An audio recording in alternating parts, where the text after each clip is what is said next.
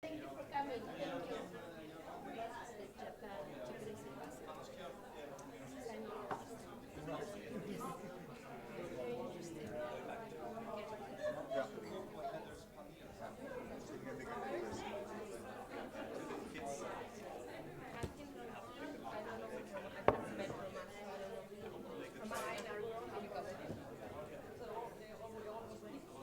So how are you doing?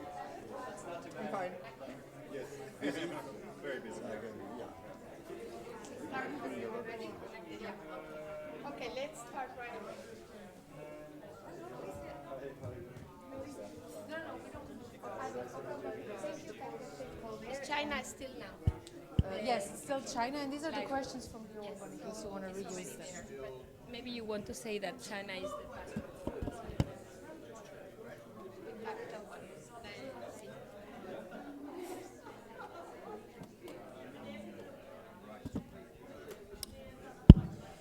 Okay, can people please come back? Is everyone here? Yeah, pretty much. Maybe we should close this just a second.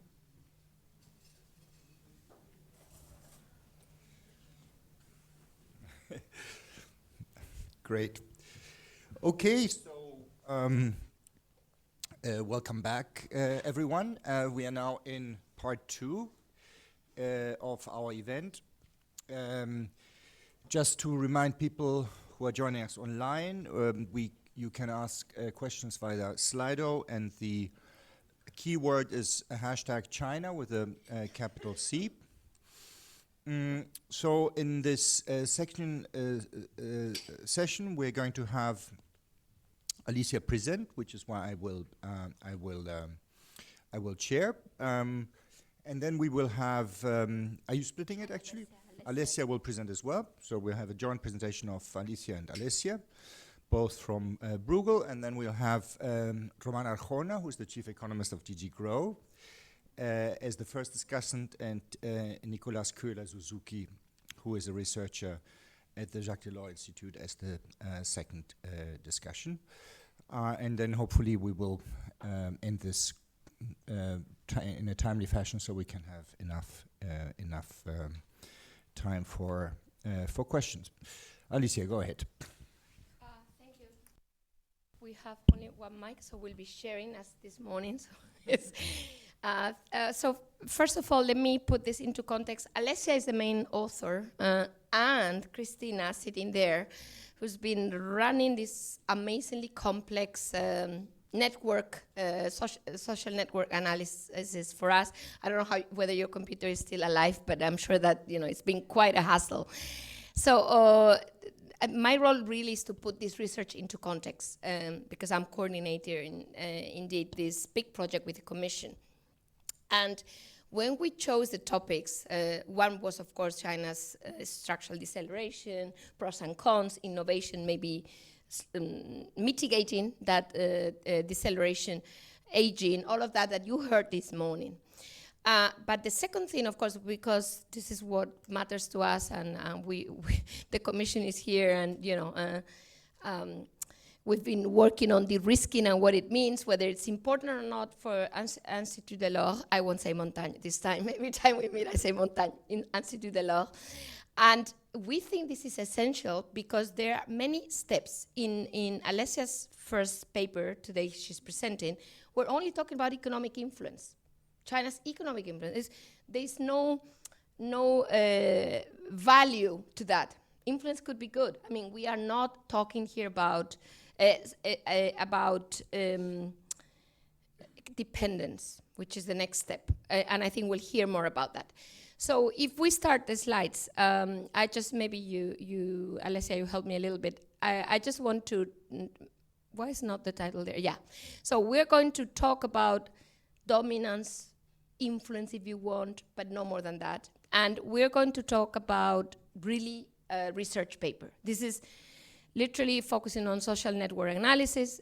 Alessia will explain what it is, but the beauty of it is that we don't only use, say, trade, or we look at every single bilateral relation in the world to figure out whether we have communities, meaning central points in trade globally and investment. And then we try to understand where Europe is, whether there is a globalization, regionalization. Is there a new community? We found a new community. We won't tell you which one it is until later, but it's quite interesting. In the case of investment, even a fifth community is very tiny, but it's there. So this is really about letting the data speak, rather than having a prioris, is China influencing us? No, that's not what we're doing here. We're trying to let the data speak, see what we find. And I'm not going to say a single word more. I'm going to leave the floor to Alessia to go through the paper. Thanks, Alicia, for the introduction and also for preparing the audience to this recipe. Usually when you have guests for dinner, you don't cook a brand new recipe. We did. So we are venturing into a very challenging area of research, which is not new, but it's new in the spirit we are applying to analyzing China's dominance in terms of economic relations, and eventually and possibly what explains how dominance translates into influence. If and what are the mechanics of these relations between being dominant economically, either through trade or through investment or through finance, which is another channel of influence, and the leveraging of this dominance to get countries do what you would like them to do, to support you in many contexts internationally. So this is the spirit of our analysis. And a little bit of introduction about what our idea of applying so-called social network methods to this. It is because, let me give you an example. Everybody's thinking about China. Of course, it is true. Being a country forging, bonding, bridging countries through trade linkages, imports, exports, investment, finance, and institutional linkages. I mean, bilaterally, right? We have been witnessing China, increasing enormously, massively the number of partners. Some of them are, just on business as usual basis. Many more are, intertwined through so-called comprehensive partnerships, which of course have a political side, or not only an economic side. And at the same time, we have seen China building up multilateral plurinational fora, such as the FOCAC and Belt and Road and RCEP, Global Development Initiative, Global Security Initiative, Shanghai Cooperation Organization. So it's in between massive efforts in bilateral linkages and also in grouping these linkages into, fora. And maybe, and this is kind of a qualitative, statement that I want to share with you, and we will discuss about it. What we can say, and the analysis may also support some of this and also give more input, that China has learned and practiced the lesson that influence is not a bilateral game, but it is a network game. So countries are being influenced by China not only bilaterally, but also by looking at their neighbors and other countries that they are referred to in terms of international relations, whether they are supporting or linked to China themselves before they decide whether they want also to be linked to China. So it's a network game, so to say. And this is all the inspiration for this exercise. So the social network techniques, couple of decades ago, had an ambition, kind of a brave ambition, to replace the traditional econometric empirical work, which is not the case, of course. It's being complementing very nicely the usual work by economists by focusing more on network aspects. So not only externalities, because externalities still works on a bilateral basis, while this is tackled precisely from a group perspective. So And international trade and investment are precisely those areas of interlinkages in economic relations where considering the network aspects gives a lot more to the discussion than ignoring. This is why we decided to collect and map and analyze the trade, world trade web, so all sets of bilateral trade links worldwide, and the world investment web, so all bilateral data worldwide, which is, by the way, not very also evident to collect. Of course, trade data are available for free for everybody, FDI data not so, but we managed to get them, and it's not from balance of payments, but it's from project level data. A little bit of a picture of trade, the composition of world trade recently 2021, just to reassure you that we have a lot of main trading countries. Of course, on the export side and the import side is slightly different because we have China as a major exporter, also US, the EU and Japan, and a little bit of India. Then you will understand why India is there. Usually not among the big exporters yet. And on the import side, the same composition of countries, but of course with the US and the EU much more important. So this is the major trading countries worldwide, and this is, considering the value. But what we want to do is to apply group analysis to detect and to try to see whether there are developments that create communities in world trade and world investment that may be inspirational to get some implications for policy makers or even for researchers. So here the World Trade Web, you see number of countries. We know that there are more or less 220 countries worldwide, and we see that all of these criteria, or these indicators, if you want to call them, measured over the last 2 decades, since 2001 until 2021, show one big message, that there was increasing globalization, as we have learned to call it, so increasing long-distance economic relations worldwide until 2016, and then after 2016 or around 2016, slightly before, because this we have taken each 5 years, not all every year.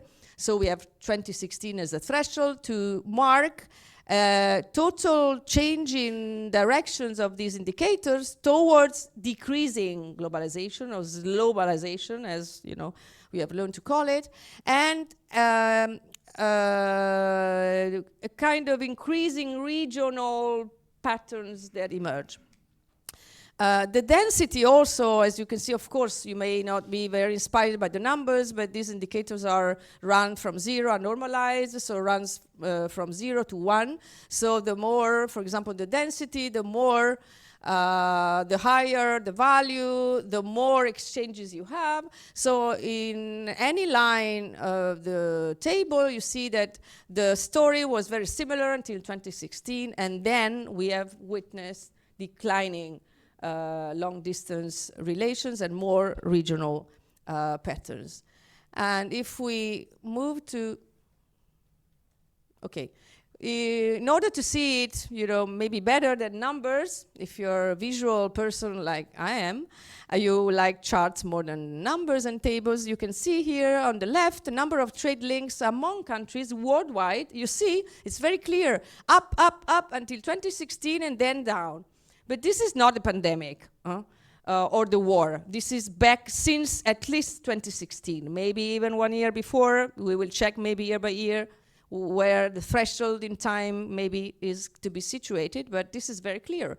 And also on the right side, the density, so the connectedness, how many links between countries are there, has been growing and growing until 2016 and then drop.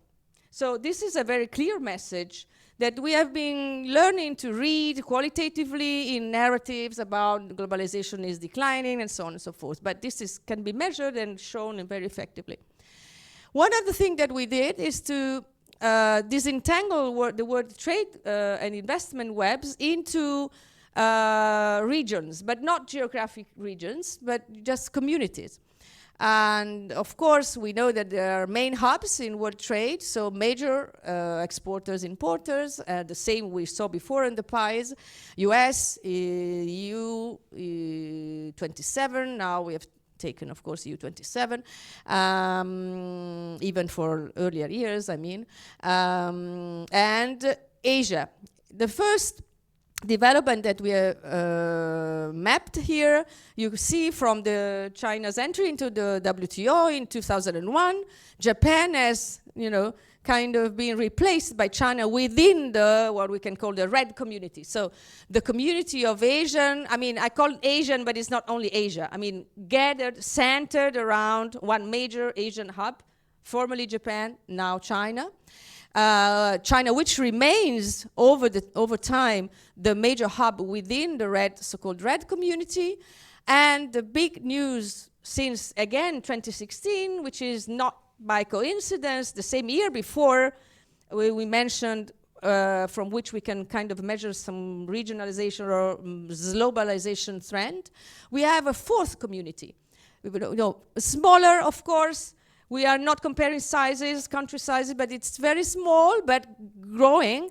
And it's growing in numbers of countries. You see how many dots there, all the countries now gathered and centered in terms of density of trade links, imports and exports all together, on India.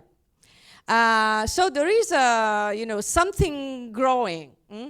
Of course, it's smaller. We are not saying that India and Saudi Arabia, UAE, South Africa, and a number of African countries there are more linked to India than to China in value. But they are densely trading among themselves much more than with the red countries.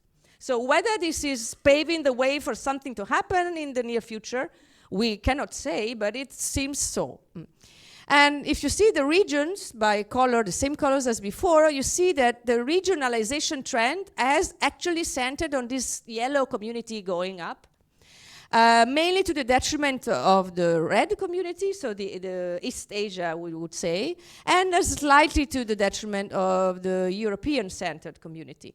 So the number of trade linkages and the density has declined in Europe and in Asia, and you see very, very clearly the yellow going up. So this is again kind of a confirmation that something is happening in the world trade web, and it is not at all inconsistent with the narrative that we are listening, these years. Zooming into China's role, we can see that, of course, before China's rise, 2001, we had two major communities, as we can call them. The blue one, so North America, Central, South America, and the EU-centered community, the green, was actually linking almost all of Africa. And the red community was kind of, smaller, and then became bigger, gaining, the Eastern Africa. And then over time, voila. What happened again is this, increasing density. So it's not necessarily the value, because this is another perspective adding to the analysis of trade values only bilaterally. And you see that the Americas are still a community, but then in the rest of the world, something major happened. And the most recent development in terms of the expansion of the so-called red community, which is now we cannot call the Asian community anymore because it's actually stretched to South America. And this is maybe not surprising because, of course, you know that there are sectors that are driving trade linkages between South America and China, energy sectors, raw materials, commodities. But overall, this is actually having an impact also on the total of trade. In order to have a broader picture and to compare the RED community, the China-centered community, with the other communities, we can have a look at the US-led trade community. You see, in terms of number of countries and number of trade linkages, slightly declining. The density dropped immediately after 2001. Maybe is this the China shock the US has been talking about, and the EU has never talked about a China shock because the density in the European community actually never declined. The number of trade links, yes, but not the density. So maybe we had a different perception of this kind of China shock or not shock, because indeed it was not a mental, inclination to think about a shock or not, but it was indeed something you can measure. And I don't want to bore you with the numbers, but you can go through if you want, of course, and this will be a paper, and measuring by all the metrics, the simplest now metrics about density, centrality, connectedness. We can see that is actually a reshuffling in different ways in the EU-centered compared to the US-centered.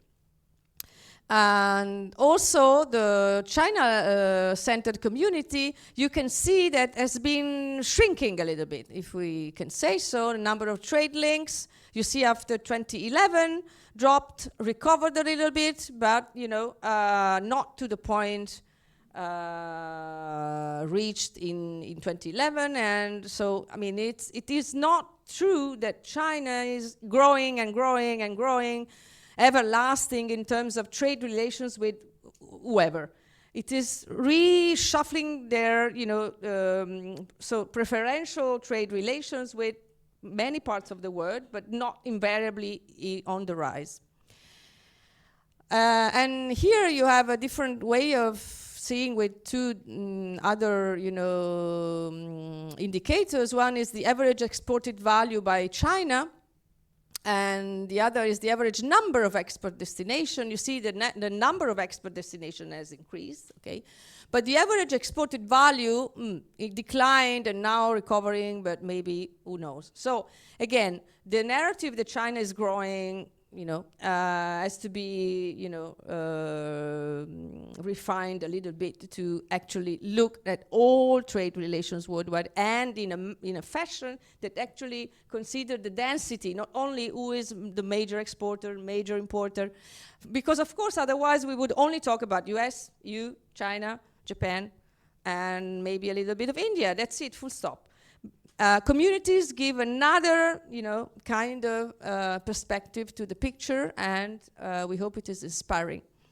The India-led community, if you remember the numbers of the previous communities in the 50s, more than 40s, it's kind of big.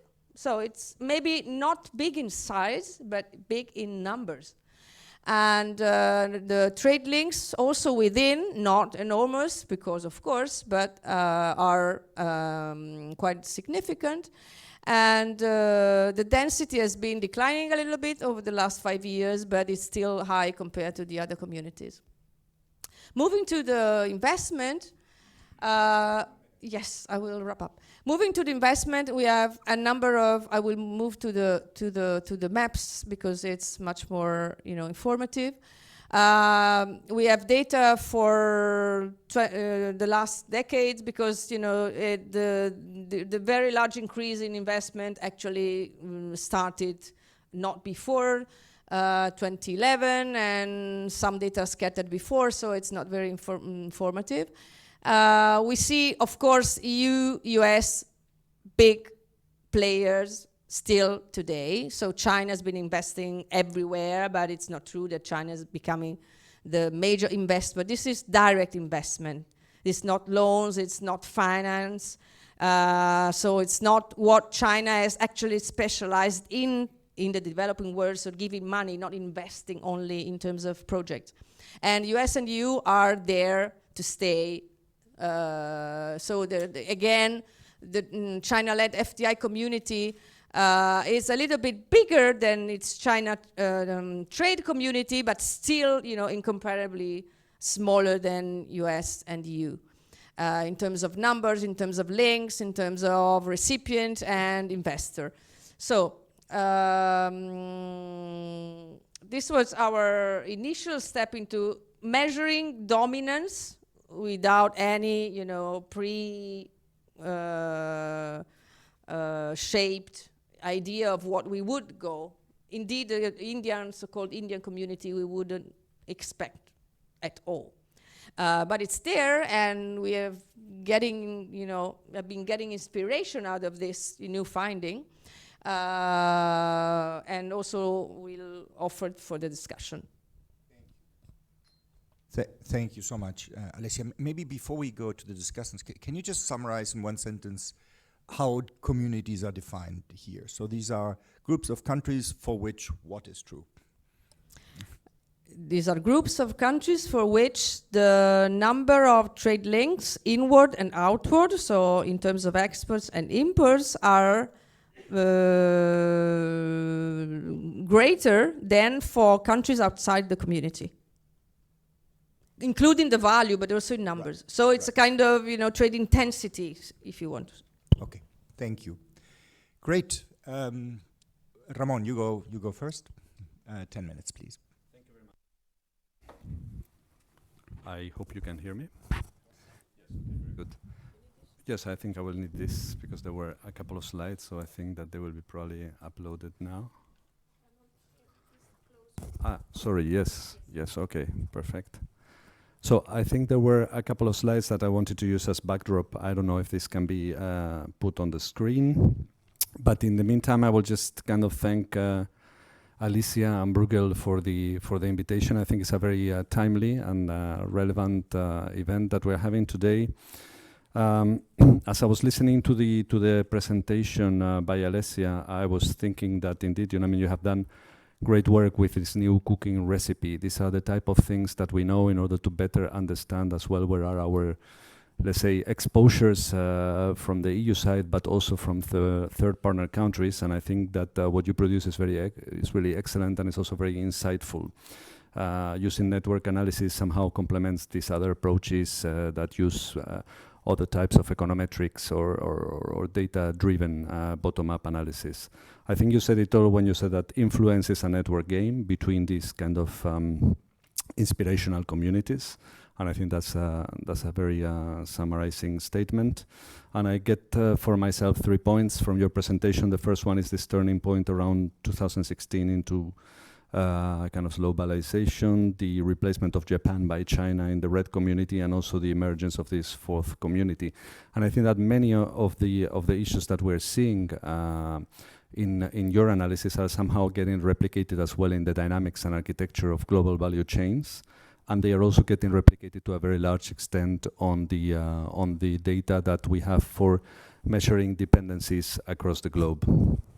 So I will start by kind of showing you this. My bottom line here is basically in the kind of short talk that I wanted to give to you, is that China is dominating in several ways key economic sectors, and this is somehow having a reflection on the dependencies structure. So I will be focusing on strategic dependencies beyond the influence and dominance type of discussion, perhaps that Alicia was mentioning before. We also let the data speak in all of this, so it's just a purely bottom-up, neutral type of information that we're examining in this work. We're departing from two facts. The first one is that China has been progressively becoming the world's factory. This is something that you all know, but it concentrates about 1/3 of global exports, like we were seeing before, and is by far the world's largest exporter.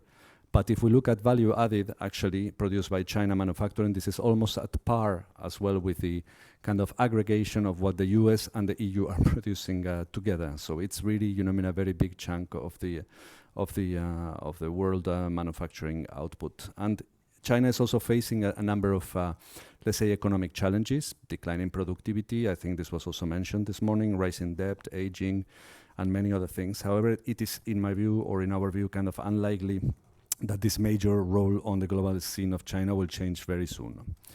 So, I mean, if we look at the sources of inputs to the EU, as from China, we can see, I think, two important evolutions that have taken place over time. So the first one is perhaps not on the slide because the boxes will have had to be different, but it's basically that the relative importance of China in terms of EU imports has increased very significantly. So from 8% in year 2000 to something like 22% in year 2022. But then there is another kind of very important, I think, change, which is a change in nature, because the EU imports from China have become decidedly much more strategic. And in 1995, we were importing goods from China, such as textiles, toys, furniture, shoes, leather, and others. And this represented actually 40% of the imports that we were getting from China. But today, actually, the type of imports that we get are from much more critical nature. You know, I mean, they go from electronics to pharmaceutical ingredients, but also, you know, many raw materials which before were not under the spotlight, but now, due to the green and digital transition, these are becoming extremely important. And China is also currently dominating global production in many critical areas. So if we look, for example, at the value chain of robotics, which you have on the left-hand side of the slides, you see that China is leading on many of the upstream parts of that global value chain. So the EU has still 41% of global production, and Japan has a very high share as well of the assembly stage. But China is actually dominating the stage of raw materials and components with very high numbers. And if you look at the right-hand side, then you have the example of solar panels, and there we see that China is actually dominating the entire value chain. And this is giving them a great deal of leverage. It's also a complex phenomenon to disentangle, let's say, from a policy perspective, and I think it's important to keep that one in mind too. So as a result of this kind of evolution in the volume and the nature of imports and global value chain positioning of China over the past 2 decades, the EU is now facing a number of kind of essential, I would say, strategic dependencies on China. So what you have there on the screen is 2 maps that we have developed and recently put forward using a novel methodology where we are, again, you know, I mean, letting the data speak, you know, I mean, as Alessia was saying. So we're taking the entire universe of goods in which the EU is trading with third partner countries all over the world. That's 5,400 goods. We look at the very disaggregated level in terms of data. And what we do is we look at the concentration in the imports of these goods from third partner countries. We look at the kind of share of non-EU imports of those goods over total imports. And then we look as well as the possibility of replacing those imports by production within the EU single market. And then what we have is 204 goods. So putting all those filters on the data, in a bottom-up fashion, we get to 204 goods. 204 dependent products, which in our view, you know, represent the kind of stronger strategic dependencies of the EU. And actually, out of these 204 goods, which are represented by the kind of size of the bubbles that you have in the slides, I think on the left-hand side you have that in import value, and on the right-hand side you have it in terms of number of products that come from these countries. 64 products out of 204, which are, you know, the strategically dependent ones, are coming from China.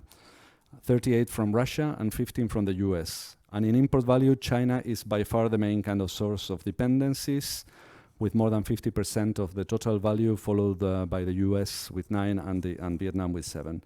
So, I mean, if I have to make a summary of all of this, I would say that broadly speaking, there are like kind of 3 main takeaways from this analysis. The first one is that indeed China is the main source of the strategic dependencies of the EU, with about 60% of this dependency in imports coming from China.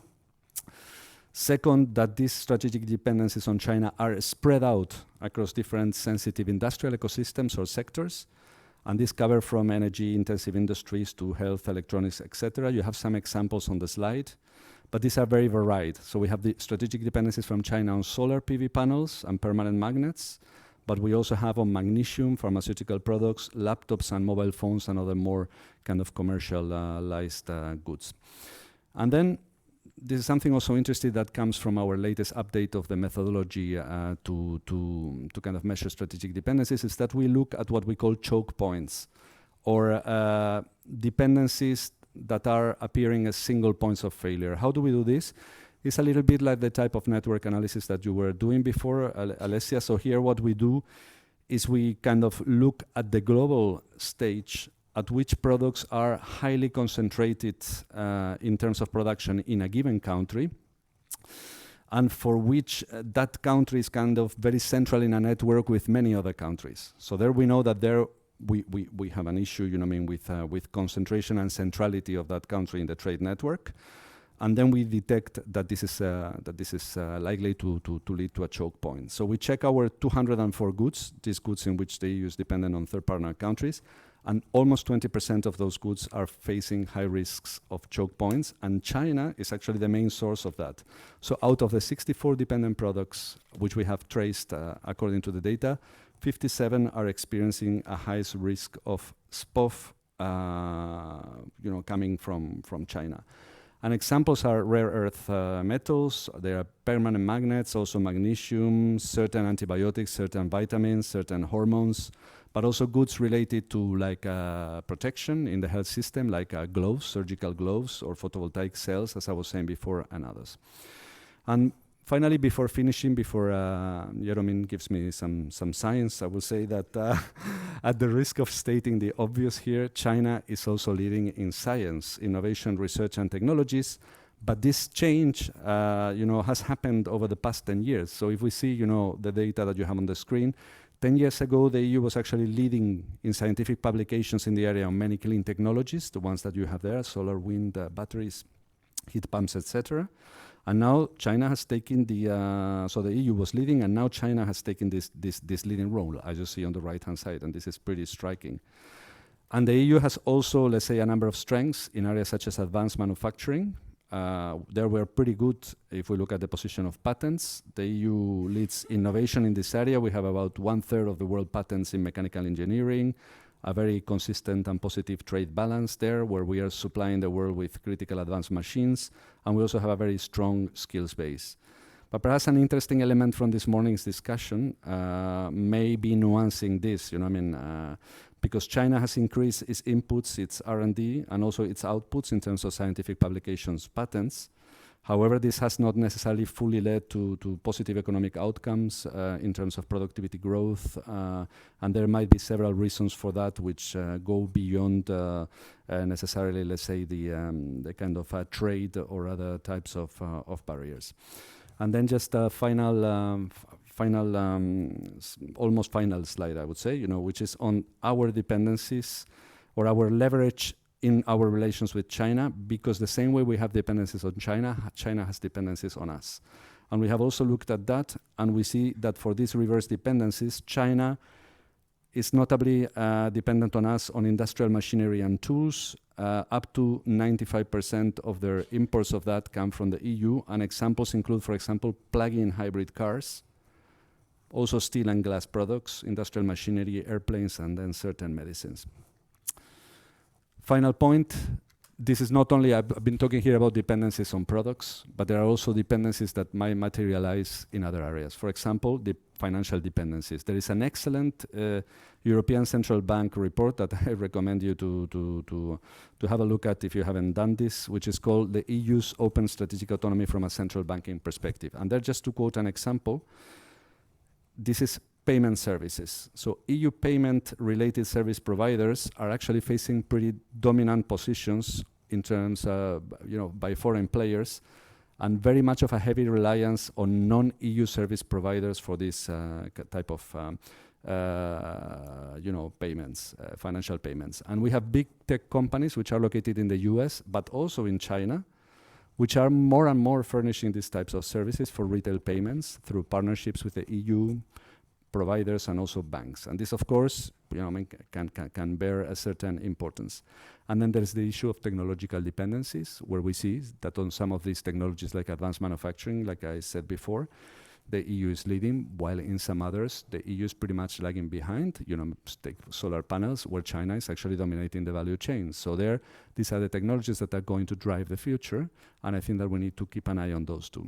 Final slide is this one, which is not very understandable like that, but I will very quickly tell you that this is an analysis that we do because with the help of an engineer, we looked at what are the different ingredients to bake a solar panel, so to say. So you have to construct a solar panel, you use different raw materials. This engineer told us, after quite some analysis, that 8 raw materials are always kind of present in different recipes to bake solar panels. So here what we do is we look at anomalous increases in prices and decreases in quantities in the, related to these raw materials, and we see that with the exceptions of lead, silica, and boron, all the raw materials used for solar panels are facing distress, and phosphorus is the most affected one, and many of these raw materials are actually coming from China. So I leave it at that, and I hope that this was complementary. Thank you.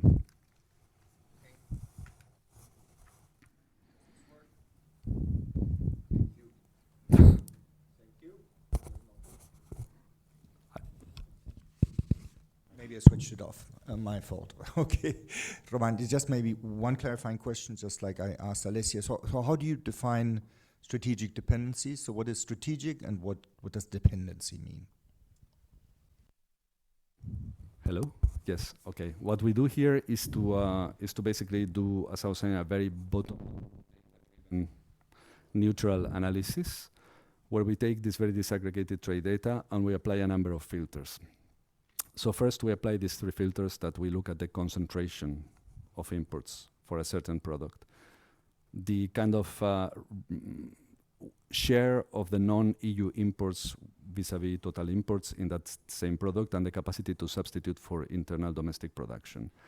And then we kind of determine that there is a number of sensitive industrial ecosystems which we have to set a focus on. And these are notably those related to the protection and safety of European citizens, to health, because we were looking as well at the impact of the COVID crisis, and products that are used for the green and digital transition. So we focus on those. That's the kind of second layer of filters.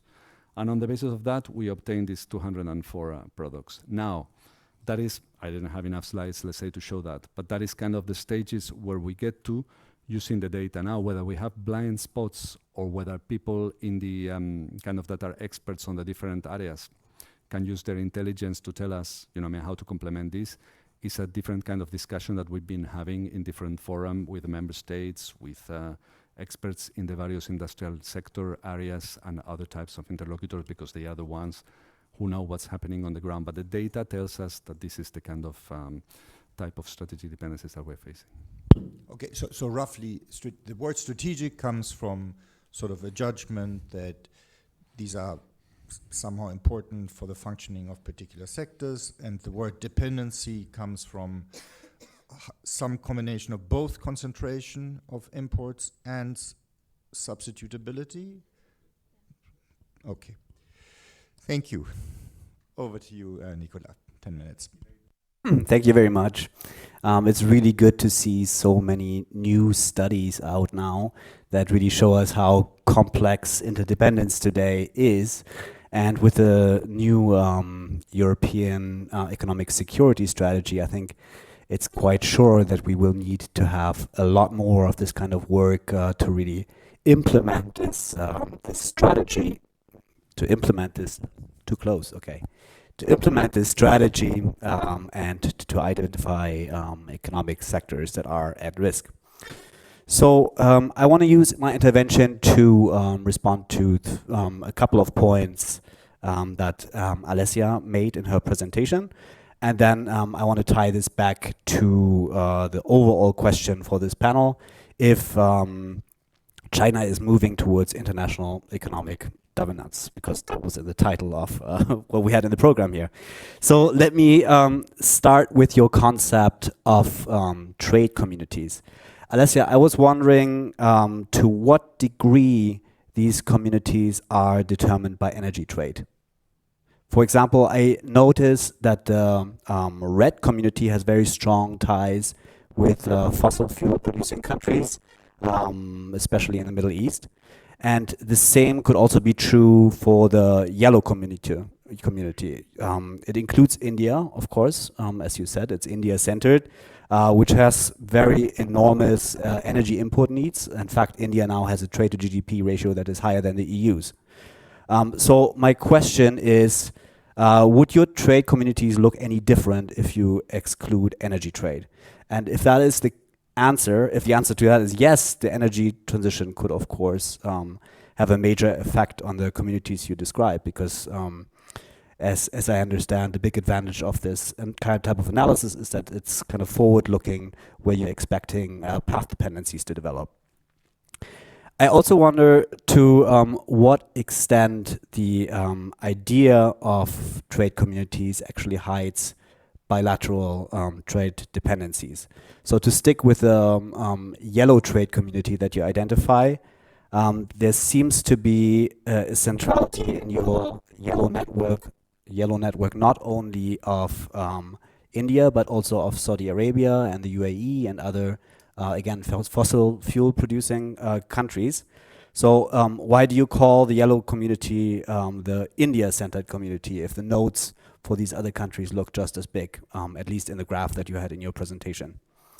But maybe more importantly, since exports from these oil producing countries are a major import both of India and other sub-Saharan countries in Africa, to what extent does it also speak to bilateral interdependence between, for example, India and Kenya?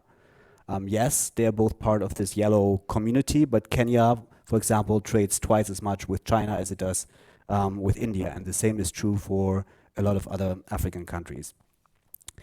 Now, it would seem that these absolute values matter more for political influence than being part of a trade community, because that's essentially where the policy conclusions are leading us, this question of where do we have dependencies. A second point, your network analysis shows that there is evidence of deglobalization since 2016, and I can't speak to the methodology of these findings, but I want to point out that it is somewhat in tension with other evidence on deglobalization. For example, research by Sebastian Miroudot at the OECD shows that the international fragmentation of global production networks has continued to grow. It has been slowing, this growth, but it continues to grow. Another contradiction to this regionalization narrative is the finding by the DHL Connectedness Index that the average trade distance that merchandise goods travel have increased gradually from 4,500 kilometers in 2004 to 5,100 kilometers in 2021. So how can we square this with your findings? And similar to my point about the yellow trade community, I also wonder about the role of other nodes in the yellow investment community. And as far as I know, there's no comprehensive data on the ultimate investing economies. And both of the 2011 and 2020 graphs in your presentation, Mauritius appears larger than India as a node in the investment network. So why is this yellow network, this yellow investment network labeled India-centric? And how much can the current investment data, even if it's project level, actually tell us, since we know that a lot of investments go through jurisdictions like Mauritius that hide the ultimate investing economies and might therefore really bias this kind of analysis. I'll let you think about these points for a moment and to tie these observations back to the question if China is moving towards international economic dominance. And first up is the question of how dependent the EU is on China. We heard a lot about this from Ramon already, but since the European economic security strategy is hot off the presses, but it doesn't even mention China once, I wanted to share also with you some data on EU-China interdependence that we have been looking into at the Jacques Delors Institute. First of all, as Ramon mentioned, 21% of all of the EU's merchandise imports are from China today. This is obviously a very significant number, but it is also actually quite in proportion to the overall weight that China has in the world economy, which is 19% currently. But there's a lot of variation between different sectors, and our analysis is not quite as fine-grained as yours, Ramon. But it still shows some interesting patterns. For example, 31 out of 65 EU import sectors have a dependency of more than 15% of China, 18 of these more than 25%. These kind of thresholds are, of course, quite arbitrary, but they can also give us a good first cut to show that the EU has indeed become quite dependent on China for a lot of its imports. But at the end of the day, as you rightly say, these imports are not dependencies if they can be substituted. Instead, we have to look at strategic dependency. You just explained the methodology that you're using, so I'm not going to go into this again. I have to say it's a very elegant way to identify critical products for economic security, but I do wonder if we should not also be using supplemental qualitative analysis like you were also pointing towards. Let me give you one concrete example. The EU imports 90% of its umbrellas from China. Umbrellas also match all of the other criteria that you have. Now, as long as it's not raining, I think none of us would really think that umbrellas are a critical product. We certainly need to refine what these criteria are, or at least use a next step after this filter to really see what is critical and what is not, and develop this kind of taxonomy. And we also have to remember that imports are really just one side of the story when we're talking about economic power. Right? We're only talking about imports, at least the strategic dependencies here were about imports for the most part. And as we know around the discussions from about the Brussels effect, importers have market power. So large markets shape regulation elsewhere. Market access is also used to achieve other political objectives, and the EU has certainly been in this game for a long time. You could even say perhaps since its founding. If we look at China, apart from export restrictions on rare earths to Japan in 2010, and more recently earlier this year on solar panels, almost all other cases of Chinese economic coercion are about China's use of market power for their imports. If we think about examples of Norway, Australia, South Korea, and Lithuania, this was all about cutting off access to European and Australian and South Korean exports. And in terms of exports, extra EU exports are actually quite diversified. Only 9% of EU merchandise exports go to China. 11 out of 65 EU export sectors have a dependency of more than 15% on China, and only 2% of these, only 2 of these sectors have a dependency of more than 25%. Now, the 9% share of extra EU exports to China corresponds to approximately half of China's weight in the global economy, and this share has actually been declining in recent years. And this leads me to my last point, which is that China is also dependent on us. In fact, China is twice as dependent on the EU for its exports than vice versa. And as I just mentioned, 9% of EU merchandise exports go to China, but 16% of Chinese merchandise exports go to the EU. At the sectoral level, 29 out of 65 Chinese export sectors have a dependency of more than 15% and 19 of more than 25%.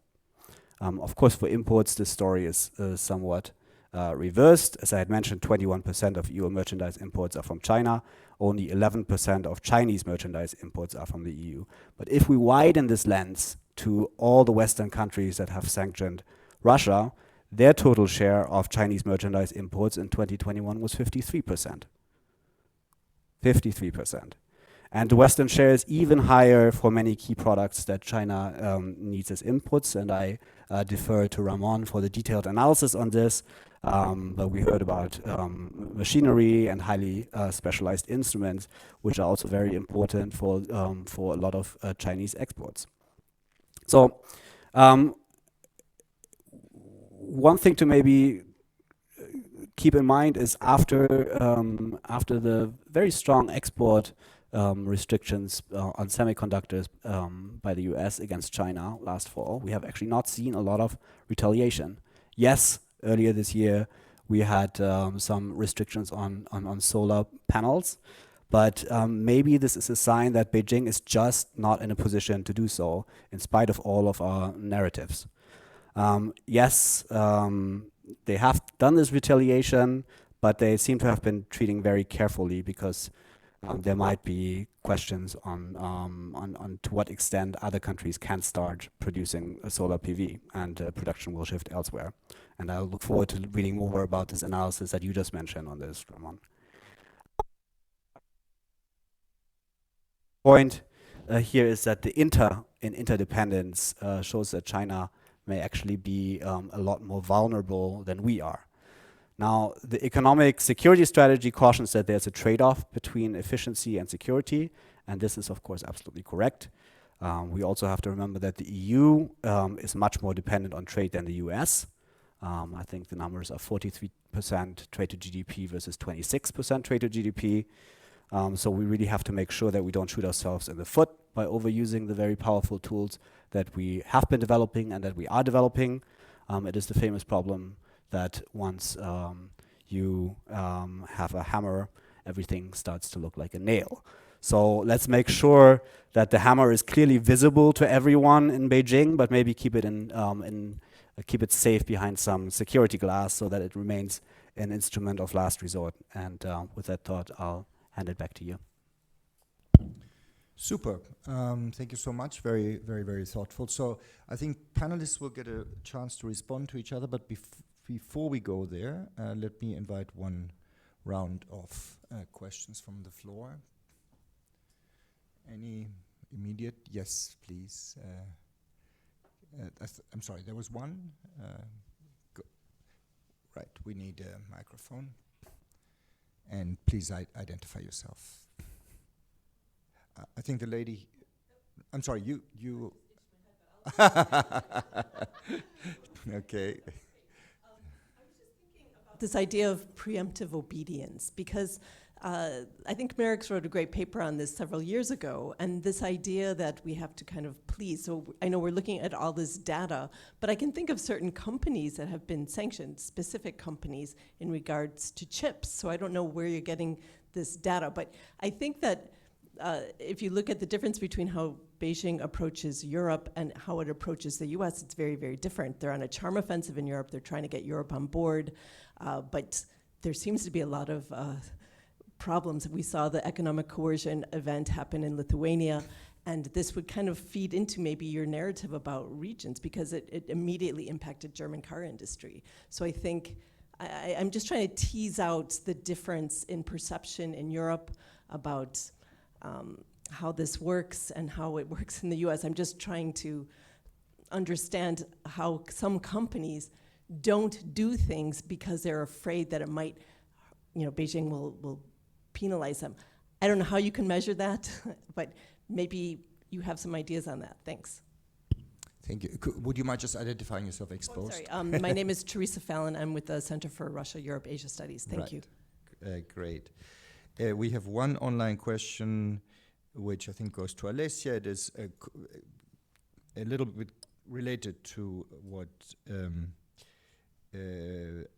our discussant said. What caused the formation of the new India-led bloc? Basically, is it the rising role of trade with closer countries due to VC erosion or something else, right? So, okay, anyone else? Well, room for one more, maybe? Maybe, I think, oh. You would like to make a comment? No, I'm talking, you would like to make a comment? George, yeah? You wanna?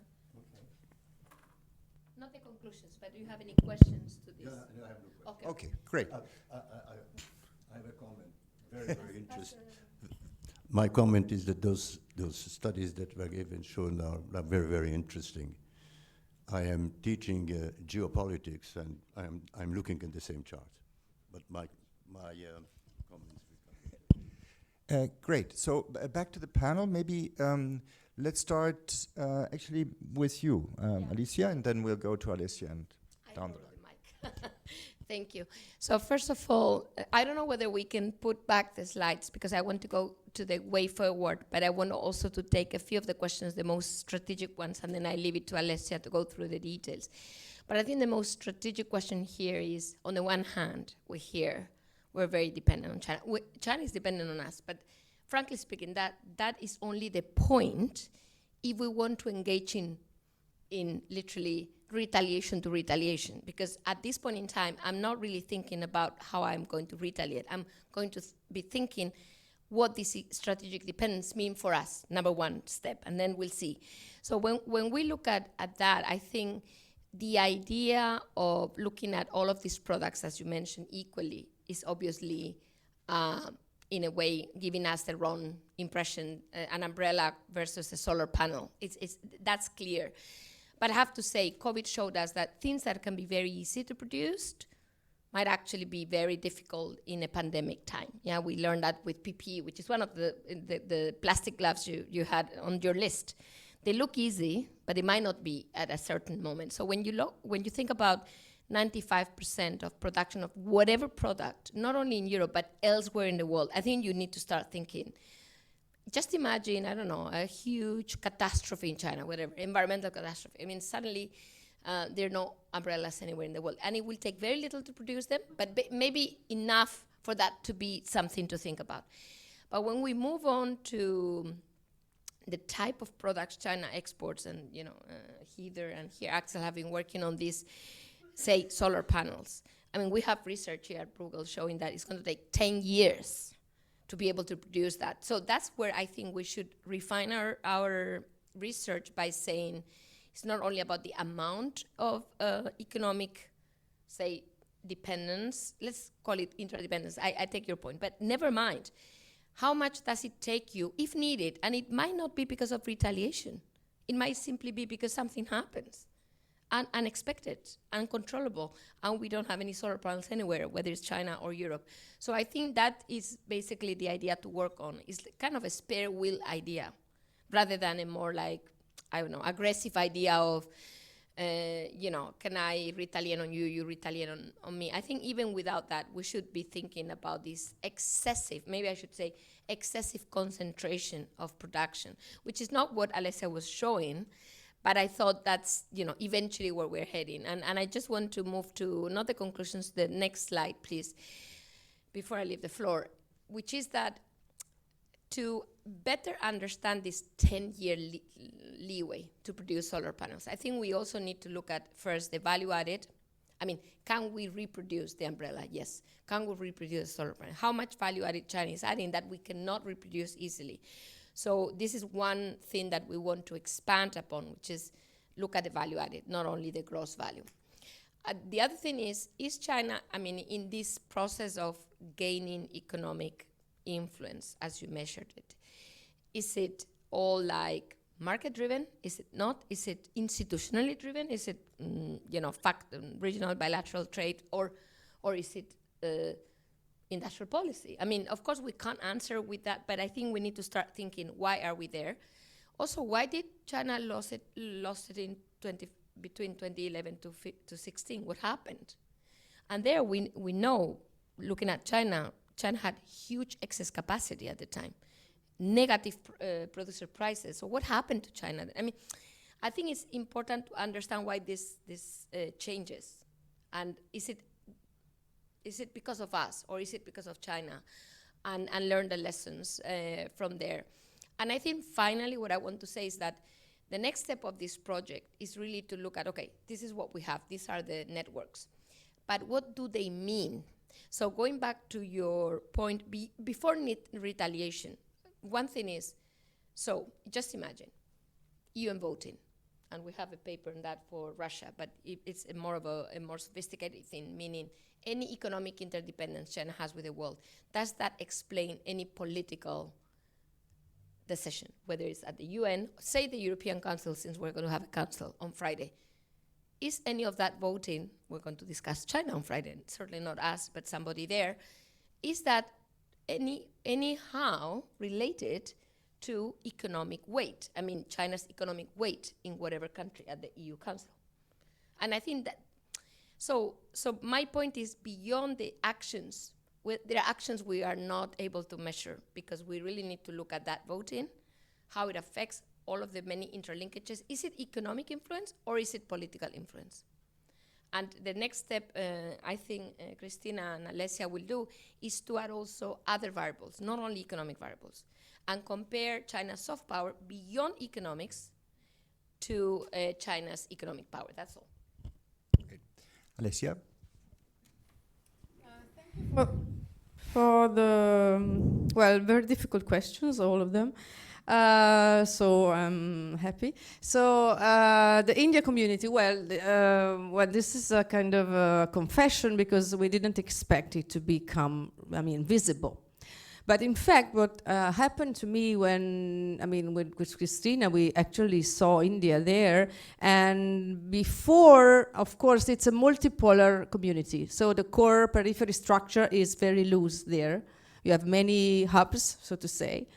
And if you want me to give you my well, informed opinion of how this happened, is that if you look at trade linkages between South Africa and later on the Middle East and India, that started very much ahead of time compared to 2016, with the German automotive sector shifting right-hand side cars to South Africa, to sell to Malaysia, to Indonesia, and to Australia, and that started the overall production network in the automotive sector, and now it is partly joining the Indian Pune district.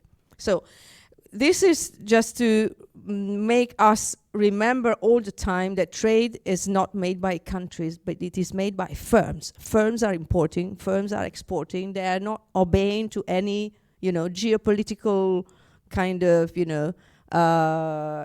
unless sanctions or some other restrictions, they are doing business with, other countries, other firms in other countries. And this very yellow group emerging is actually, of course, the automotive sector is important. I'm sure I will go and dig into that, but I'm sure, because when we studied the automotive sector back 10 years ago, it was very clear that South Africa was already a player in the picture, and now India jumped in.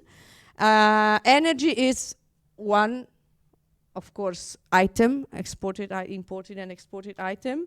But we started with the aggregate trade. We couldn't start with single, sectors. We are planning to go into individual sectors, raw material, commodities, fuels, individual sectors, industries, depending on, we will try and include more of them, considering that this is not going to give you a global picture, because sectors are very much smaller in terms of number of players in the production network. So to start with, we had to do such a picture to give you a sense of what trade is, what has become, which are the major players, and who they are trading with in terms of density. Then going into energy, of course, we are left with how many countries? 20, 25 or so. So it's another picture. So it adds to this, but you have a point, of course. And if we take energy trade out of the Indian community, we are left with all the imports, because these communities are import and exports altogether. So, of course, resource-rich countries export, but then import also. And, linkages in terms of trade relations are building over time. They are creating kind of what we call preferential attachment or path dependency in trade relations that are the very, glue of a community in terms of trade. So it is true that if energy transition goes on and, accelerates, maybe some of the commodities we will not need anymore. And yes, eventually some of the partners will be kicked out, or who knows, but this is the picture today. Okay. And we are planning to include the value-added trade, of course, to see. Another way of seeing this is gross trade, of course, and the FDI point. Of course, we were, brave or crazy. You decide enough to let the data speak. So we have all, tax havens in the picture. We didn't try to, go around, because this is indeed part of the issue of researchers. What are we going to do with this? Because this is the point. We also have double tax treaty data to see whether they are pushing enormously some kind of flows. They are growing bigger. So it is a point we will consider in the future. Yes, thank you. Thank you. Roman, please. Yes, thank you. I think the sound is coming, so I'm just kind of patiently waiting for it, but I think it's there already, isn't it? Yeah, okay, that's perfect. No, so just 2 points. The first one, a little bit to ride on what Alicia was mentioning before, and is this a spare tire idea, and I just wanted to kind of give full support to that, because I think in all of this, policy is of course extremely important, and we need to react fast to that. But the more, let's say, of a capacity for monitoring, understanding what is going out there, you know what I mean, and having kind of tools that can tell us early warning something might be happening, with a high degree of disaggregation, and when we go to the sectoral level, then I think the better equipped we are, you know what I mean, to give these due responses. Because when you go to the criticality assessment, which is very important, then, you know what I mean, there is no horizontal recipe to look at that. I mean, you really have to speak to the person that have the knowledge, you know what I mean, about a given area. And by the way, I think umbrellas might prove quite strategic in Brussels here, you know what I mean, over the autumn season. But in any case, I think two points in that is this high level of granularity and desegregation in the data is extremely important to understand the complexity of the phenomenon that we are dealing with. And I think the second one is that is this, and I come back a little bit to it, is this notion of choke points. I think it's good, and it links a bit to what Nicolas was saying before. It's interesting to find out where are these strategic dependencies of the EU. But actually, perhaps, you know, I mean, what we're really interested in is where are these vulnerabilities or these kind of big elephants in the room in terms of potential choke points or ex-ante risks that might activate, and this might amplify, you know, I mean, to a very great, with a lot of strength, let's say, you know, I mean, potential supply chain disruptions in some of those areas, etc. So I think the notion of choke points, which is pretty much related to the analysis that you are doing with network data there, you know, which because it's about centrality of these countries in a network, basically, you know, I mean, and of course we match it with concentration, but I think it's also particularly important. And then in terms of the things to do, I think, you know, I mean, understanding is only, of course, the first step. Then you need to kind of look at the potential for diversification. And this involves, of course, a lot of talking, you know, I mean, with like-minded partners, but in some of these areas, as well with countries which are rich in resources, and when it comes, for example, to the raw materials side of things. And then I think the next big thing is, of course, to see where that capacity, where it is necessary, if and where it's necessary to build up that capacity, because they're limited, you know, the possibilities for diversification are very limited, and you get these choke points, etc. You know what I mean? So I think there, we also have to keep that in mind, because Rome was not built in a day, and the building capacity is something which requires the mobilization of a huge number of instruments in terms of regulation, in terms of you know, investments and beyond. And I think that this is also what is a little bit the logic of the recent acts by the Commission, including Critical Raw Materials Act, Net Zero Industry Act, and the former CHIPS Act. That is all about looking pretty much in depth into those areas and seeing what are the type of policy responses you have to put in place. Thank you. Go ahead, Nicolas. I have one comment and one question. One comment on Teresa's point about this preemptive obedience of European companies in China that you mentioned. Of course, that is a key strategic issue for liberal democracies, right? I mean, if you have a system of governance that is a bit more bottom-up, and different interest groups vying for the ear of the government, that is bound to influence governance decisions more than maybe a top-down system of government. It doesn't rule out that also in China, of course, there is going to be a voice of those interests somewhere in the system. It's just a lot more intransparent how it is filtered up, but it means that there is the potential for more undue influence, right? So that's a question of governance at home, of having transparent structures where governments are able to act in the national interest, however they define it. So there's that question, I think, where we are just not in the same position, or where European governments are just not able to react as quickly, perhaps. Sorry, and my question, I wanted to push you maybe a little bit again on this question of the India-centered community, because you mentioned it again, right?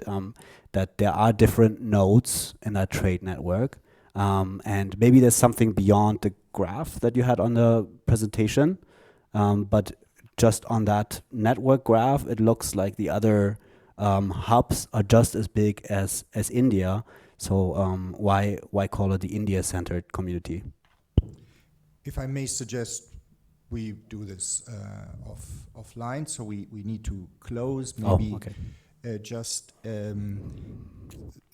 two observations from myself. So I think one takeaway of this discussion for me has been that of the which measure of dependency or influence you think is relevant probably depends on the shock or the political event that you think of, originating the impact that is transmitted through these trade dependencies, right? So it may be very different if we are talking about a closure of Chinese ports that affects the health sector. We will need one measure. If we are talking about, a political shock in China that leads to a particular, say, voting pattern in the UN, or a political shock somewhere else, right? So these are different patterns of essentially different transmission systems may be relevant for different types of shocks, and in particular, what I think is super important, and I don't think is being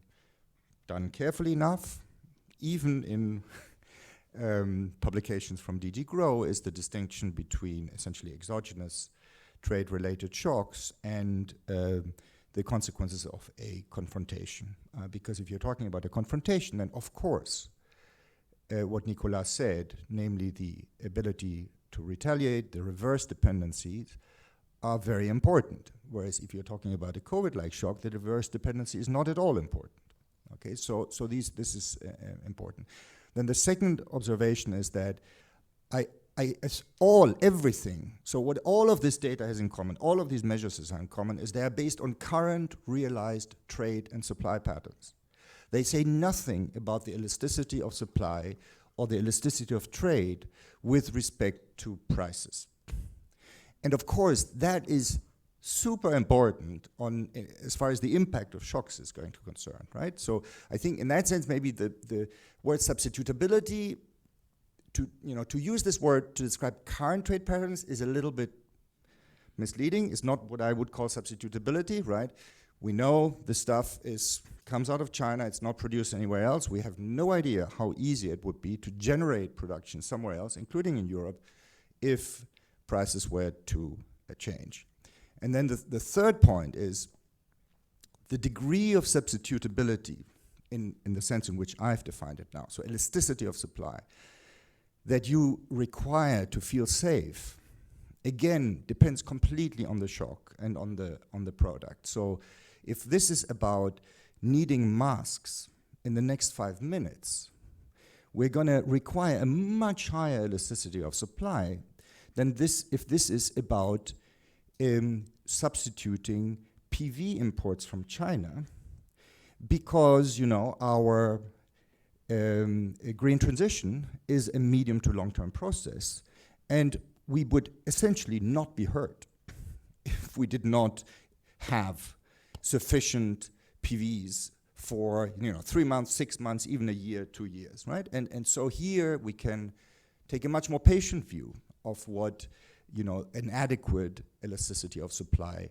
would mean. And so my worry is a little bit that we are sort of jumping to conclusions on dependencies without having thought this fully through, in part because doing this analysis completely right is incredibly difficult. And I understand that we need to take some policy action before we have the analysis completely right, but we also need to worry about unintended consequences, right? So there is a bit of a trade-off here.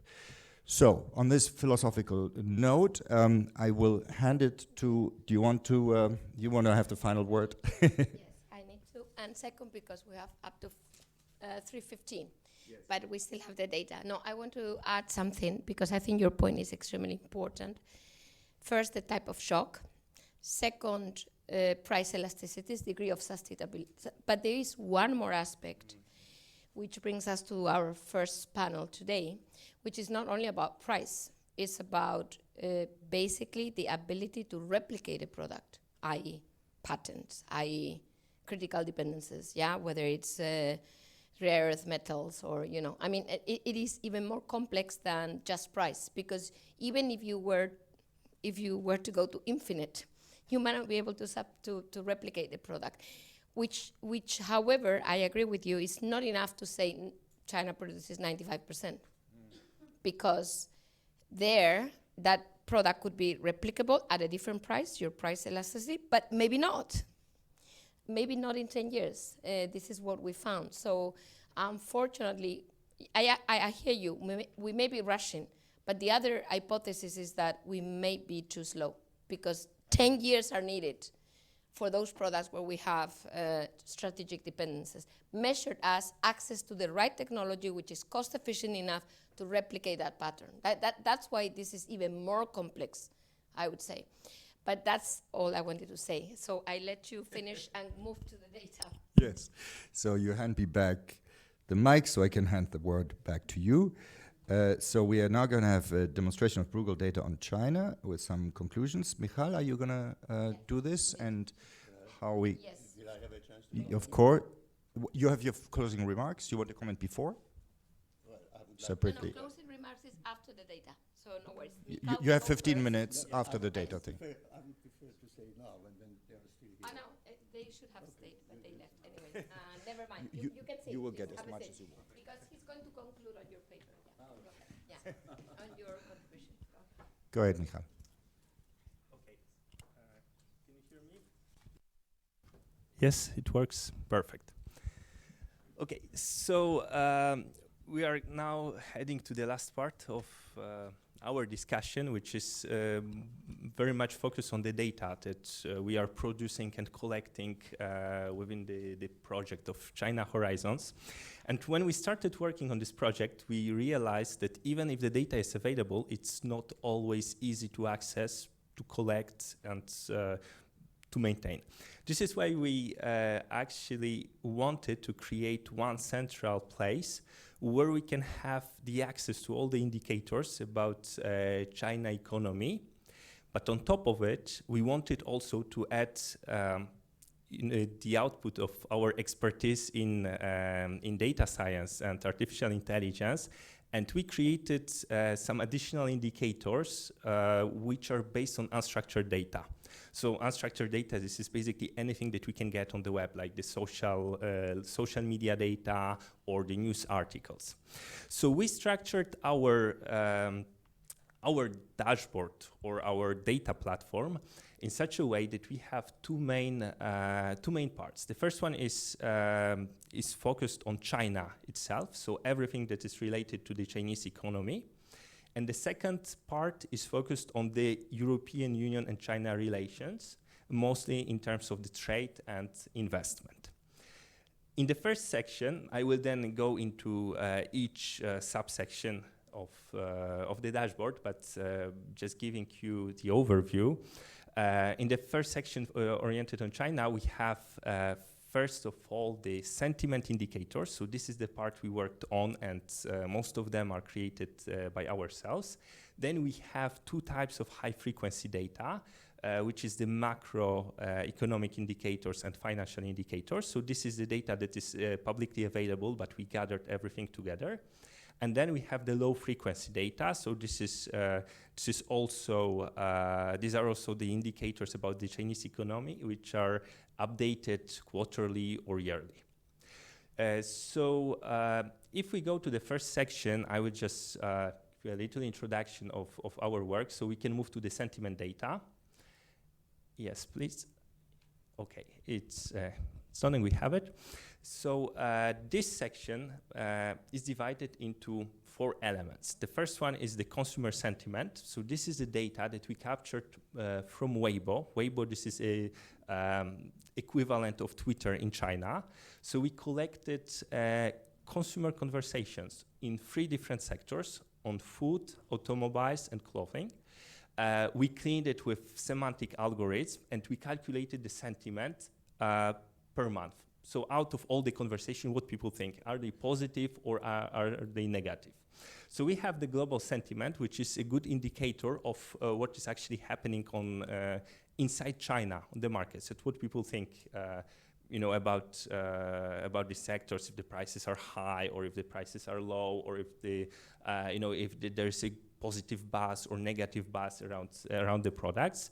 The global indicator is a combination of the three, let's say, sub-indicators that we calculate on a regular basis, because this is connected to our data collection algorithms and to the AI engine that calculates the scores.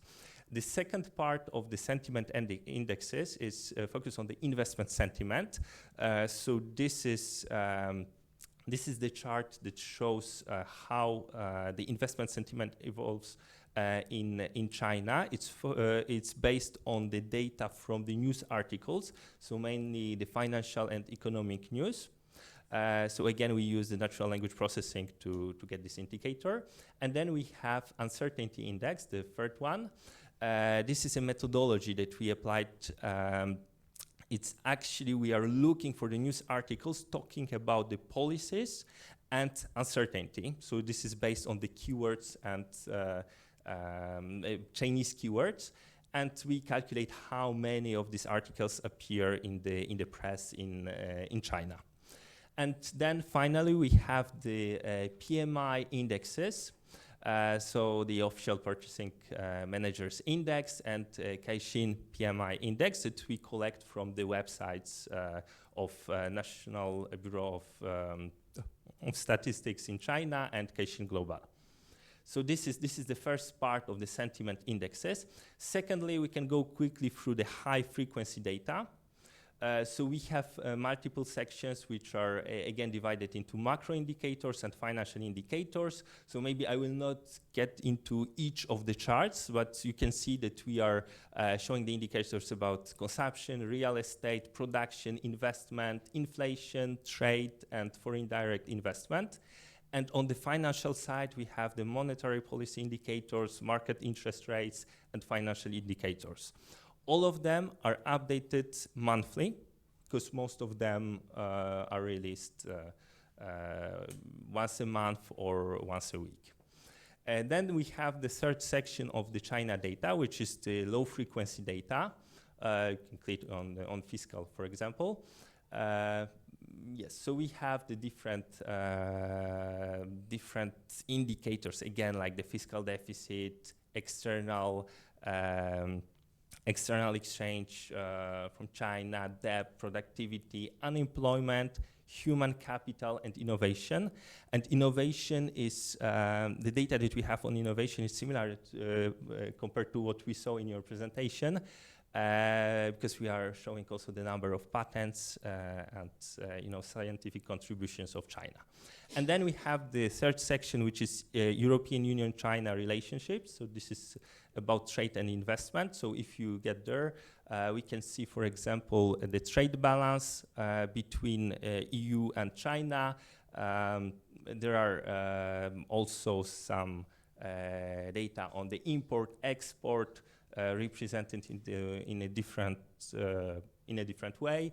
We have a split of the trade by sector. This is the second part, so we can get into a very granular level of details. And then we have the data on foreign direct investment. So we can see the inbound and outbound flows between Europe and China. So this dashboard will be released very soon, so I invite you to use it. You can download all the data. There's a button on top where you can just get an Excel file with everything that is behind. And as I said, it will be updated every month.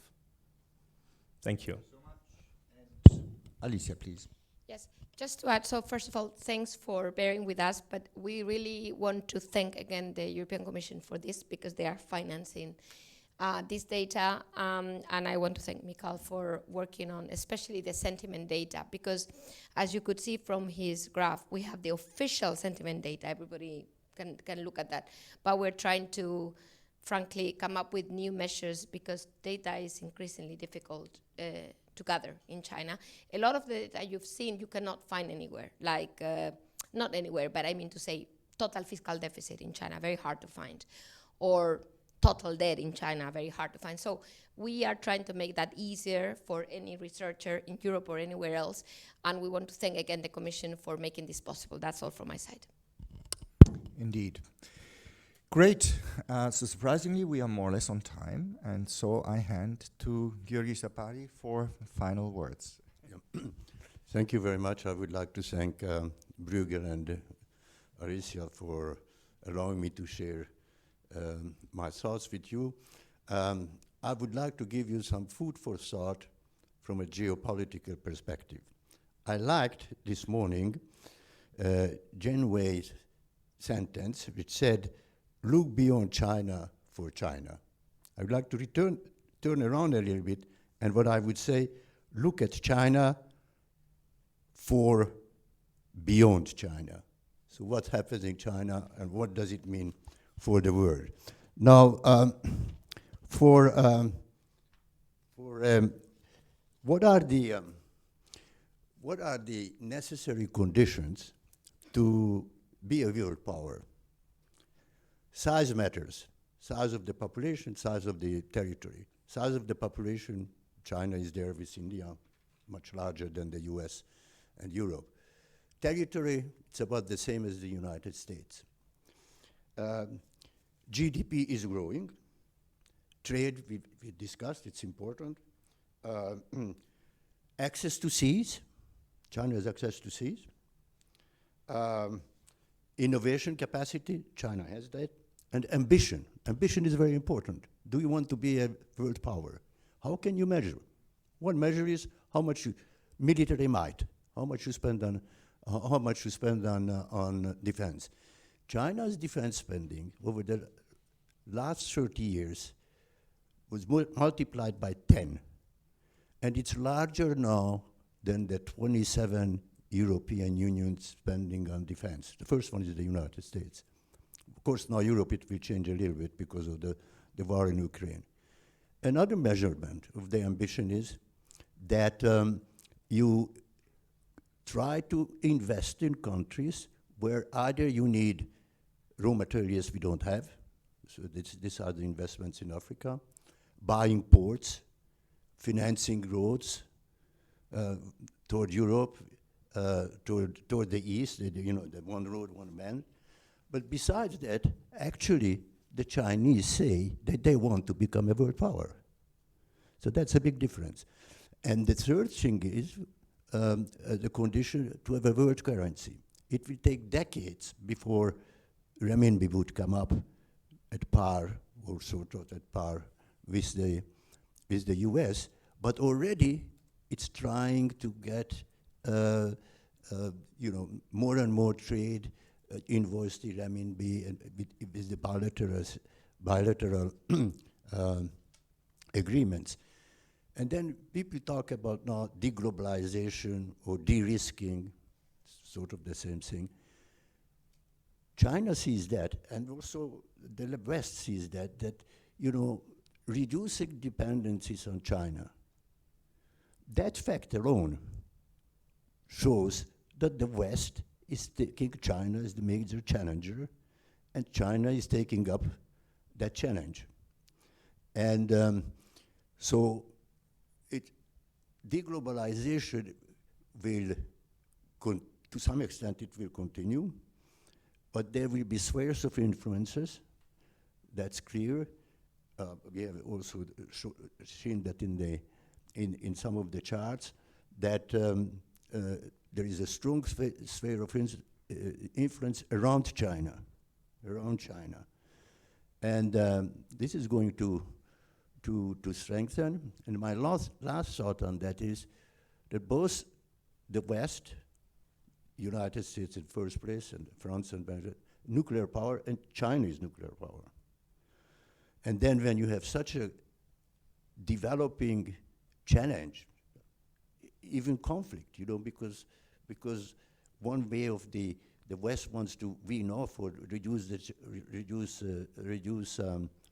dependence on China. It's trade barriers, investment barriers on grounds of security. Okay, so so then the question is, what is the future? Is the future will be wars, or regional wars, or it would be no war, but a nuclear peace? Thank you very much.